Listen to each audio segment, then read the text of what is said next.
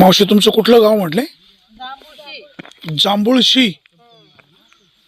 सकाळी किती वाजता येता? आम्ही 9ला 6ला गाडीत बसतोय, 9ला येतो इथं. किती रुपये रोज? 700. 700 रुपये रोज. सुट्टी किती वाजता? 4ला. 4 वाजता.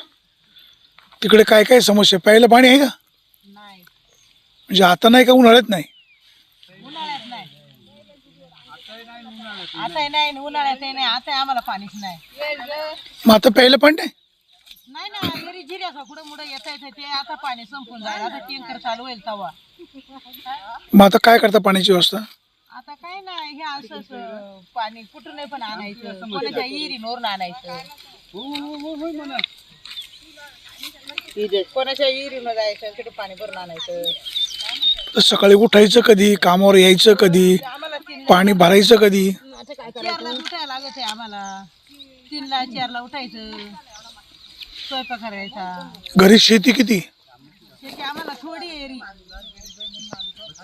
आम्हाला काही एरी बारी. आता कांदा लागवड झालं, काय काम करायचं? आता काय नाही, कांदा लागवड झाली का इकडंच खाली यायचं परत आहे. खुरपायला काय करायचं? आमच्या घरी काहीच येत पिकत नाही ना, पुढे बात सोडून काही पिकतच नाही. पण गावाकडे काही कामच नाही. काही कामच नाही आम्हाला. नमस्कार